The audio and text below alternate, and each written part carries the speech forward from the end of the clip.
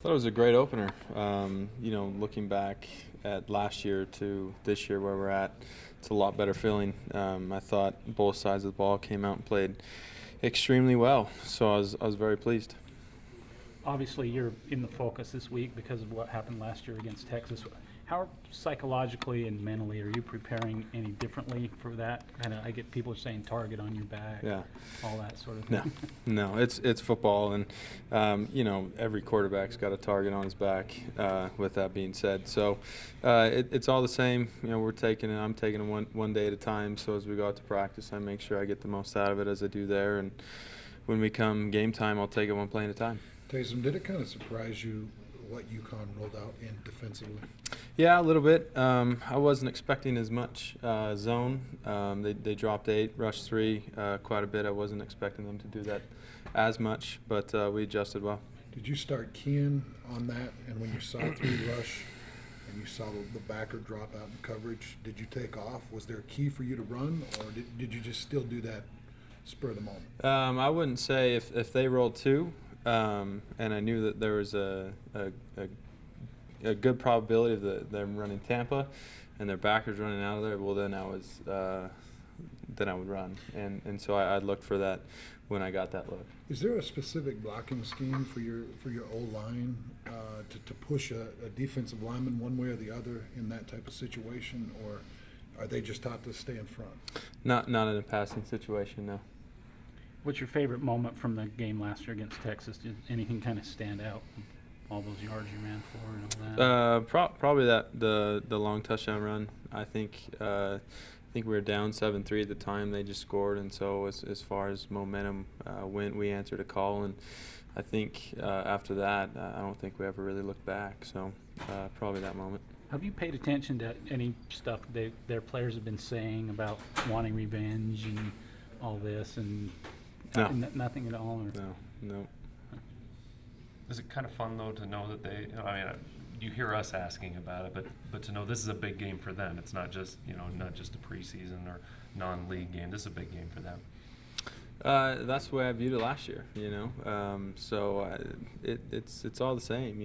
And last week it was all about UConn. This week it's all about Texas. Each game is a big one to me, and my mindset is to win each of them. So. As football players, that's my mindset, so I'd assume that would be the mindset of others. How much different do you feel in the pocket or out of the pocket throwing this year as compared to last year? Do you sense difference? Do you have more confidence? I would just say that the chemistry is higher. So our offense, I would say, is clicking at all cylinders. I think this year it starts up front, so we have a lot of trust in our front 5, those linemen, and so we're able to get running backs out so I can read downfield knowing that if they're not open, I have an out. You had a target on Mitch Juergens, too. Of course, the one was negated because of a ridiculous hands to the face. One of the most ridiculous calls I've ever seen. You got to admit that, right? That string of hands to the face was the most ridiculous thing. Yeah, I mean, I don't know. There's an awful lot of penalties. Yeah, we did watch. Anyways, so you're targeting, Mitch Juergens. Is that something new, or is that a chemistry you built along the way? Why were you feeling so comfortable finding him? Honestly, I think a lot of the things that I do is within our offense. So a lot of our schemes, I take what the defense gives us. Now, if they go man-to-man, well, then I can find matchups and I can find one-on-ones. But they ran so much zone, and Juergens got open, and that's what they were giving us. So that's what I took. With that being said, Mitch continued to put himself in areas to be successful. So my confidence level in Mitchell Juergens is extremely high. He's got great hands. He's very reliable. So tell me you get Devon Blackman and you get Jamal Williams back. What does that do for your confidence and for this team's confidence? We're all confident.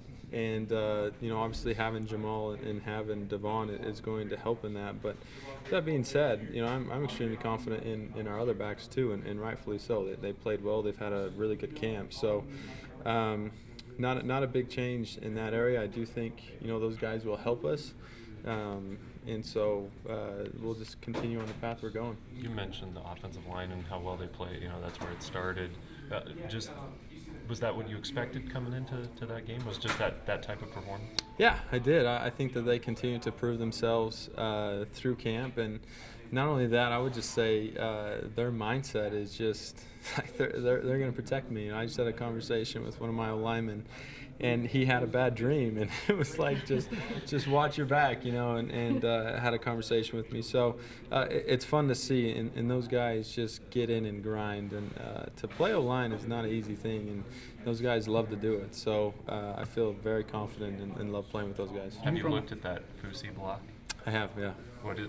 That the type, just exemplify what It's you're awesome, talking about. yeah. It's awesome, and that's the mindset that we need. That's the mindset that we have, and we'll continue to carry and build on that. Did you see that when it happened? I didn't see it when it Okay, happened. yeah. No, I saw it on tape. Okay. So. From a national perspective, the way the nation views BYU football, what's at stake for you guys Saturday against a real big name opponent? Obviously, we believe that we're as good as anybody in the country and that we can play with anybody. But our belief and us saying that doesn't mean a whole lot. So as we're trying to break into that next tier of, the Power 5 and stuff like that, it's, there is some pressure that way. It's not a topic that we necessarily discuss, but, we want to go have a good showing.